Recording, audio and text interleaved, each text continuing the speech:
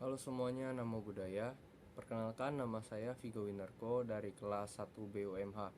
Dan saya akan membuat video mengenai ulasan tentang kitab suci Tripitaka, sejarahnya, dan beberapa pendapat dari pertanyaan-pertanyaan LMS.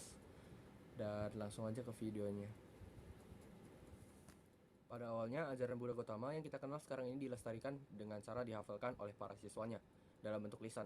Para siswa Gautama ini yang bertugas menghafalkan kitab suci Tripitaka telah terbebas dari kekotoran batin karena mereka adalah siswa-siswanya utama Sang Buddha yang telah meraih tingkat-tingkat kesucian sehingga dijuluki sebagai makhluk suci Arya, atau dalam bahasa Pali itu Arya Pugala. Tripitaka dalam bahasa Pali itu Tipitaka, dan dalam bahasa Sanskerta itu Tripitaka, yang merupakan istilah yang dipergunakan oleh beragam sekte Buddhis yang menggambarkan beragam naskah kanon mereka. Sesuai dengan arti istilah tersebut, Tripitaka itu pada mulanya mengandung 3 keranjang, atau yang berarti 3 keranjang yang berisi pelajaran atau ajaran. Yang pertama itu ada Sutta Pitaka, dalam bahasa Pali itu Sutta Pitaka, dan Winaya Pitaka, dan yang terakhir tuh ada Abhidhamma Pitaka. Seterusnya ada pertanyaan, yaitu mengenai validitas atau keautentikan dan pentingnya memahami kerangka dan isi kitab suci Tripitaka. Tripitaka ini terdiri atas banyak sekali sutta yang jika ditotalkan mencapai 8.000 lebih halaman dalam bahasa Pali. Banyaknya jumlah sutta tidak jarang membuat orang yang meragukan validitasnya karena mengingatkan pada awal perkembangannya, Tripitaka itu dilestarikan secara turun-temurun secara lisan. Hal ini bisa dipahami karena bagi kebanyakan orang, menghafal jumlah sutta yang sebanyak itu adalah hal yang tidak mungkin. Menurut Sant di tahun 2006, keraguan tersebut bisa dijawab oleh adanya biku-biku pada zaman sekarang yang mampu melafalkan keseluruhan isi Tipitaka, bahkan mampu menjawab pertanyaan-pertanyaan yang terkait isi Tipitaka. Biku-biku tersebut dikenal sebagai sebutan Tipitaka Dahara. Tipitaka Dahara. Dan kamu juga bisa coba sih untuk membaca riwayat Mingun Sayadaw, dan juga bagaimana keseluruhan proses pengujian Tipitaka Dara yang berlangsung selama 5 tahun. Para arahat di zaman Sang Buddha tentu tidak diragukan lagi. Mereka juga memiliki kemampuan untuk mengingat yang sangat luar biasa.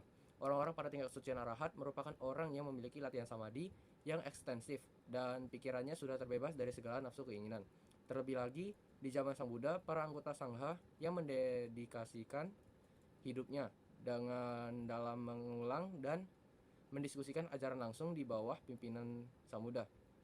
Dan yang kedua itu ada membangun argumen tentang dinamika dan tantangan kitab suci Tipitaka sekarang dan pada masa depan berbagai konsili yang sudah pernah diadakan. Pada dasarnya didorong oleh pemahaman pentingnya menjaga ajaran Buddha agar tetap murni dan otentik. Dan jawabannya itu, konsili-konsili tersebut juga dilatar belakangi oleh fakta-fakta sejarah waktu itu, yakni munculnya kejadian yang dianggap bisa merusak kemurnian Tipitaka.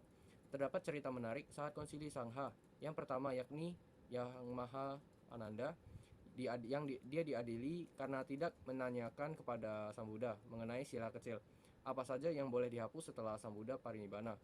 Sebelum parinibbana, Sang Buddha sempat memberitahu kepada Ananda bahwa terdapat sila-sila kecil di dalam Winaya yang boleh dihapus. Dan akan tetapi, karena kesedihannya akan kondisi Sang Buddha yang akan parinibbana, Ananda tidak menanyakan secara spesifik sila apa saja yang dimaksud dan untuk menjaga keutuhan Sangha. Dan akhirnya Mahakasapa yang memutuskan bahwa tidak ada sila di dalam Winaya yang dihapus. Dan hal ini tidak lain demi menjaga kemurnian dari Tipitaka itu sendiri. Dan jika terdapat sila yang dihapus, tentu saja orang-orang akan terus berdebat mengenai sila mana saja yang akan dihapus, yang dikarenakan perbedaan interpretasi Winaya. Hingga saat ini, tidak ada satupun Winaya yang diubah maupun dihapus karena tidak ada orang yang memiliki kewenangan untuk melakukannya. Melalui penelusuran lebih jauh mengenai sejarah perkembangan Buddhis, kamu juga harus mampu memahami tantangan-tantangan yang sudah pernah dialami oleh guru-guru besar Buddhis di masa lampau.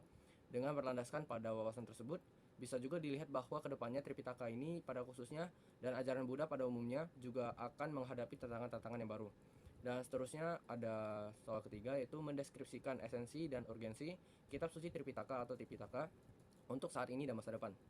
Eh, Jumlah suta yang begitu banyak membuat pembelajaran terhadap Tipitaka menjadi suatu pekerjaan yang cukup melelahkan.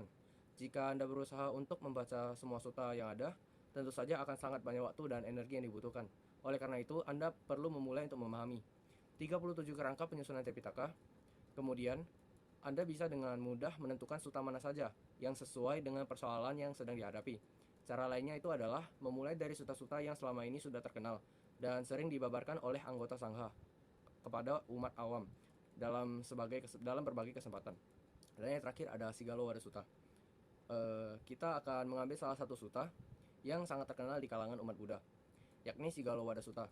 Sigalo Wada Sutta merupakan sutta ke-31 dari Digha Nikaya yang membahas tentang sikap moral dan tanggung jawab sosial sebagai seorang umat Buddha. Yang dikisahkan di dalam Sigalo Wada Sutta, waktu itu Sang Buddha sedang berdiam di Rajagaha.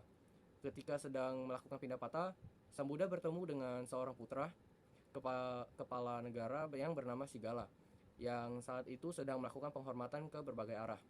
Dan dengan dasar menghormati dan menghargai nasihat ayahnya, Sigala melakukan penghormatan tersebut dan mendengar penjelasan tersebut, sehingga Sang Buddha kemudian memberitahukan kepada Sigala bahwa cara penghormatan 6 arah yang dilakukan kurang tepat. Kemudian setelah ditanya Sigala, Sang Buddha memberikan penjelasan yang panjang mengenai bagaimana yang seharusnya penghormatan ke 6 arah dilakukan dengan benar. Mungkin sekilas pembahasan dari saya. Mohon maaf jika ada salah kata. Sekian, Namo Buddhaya.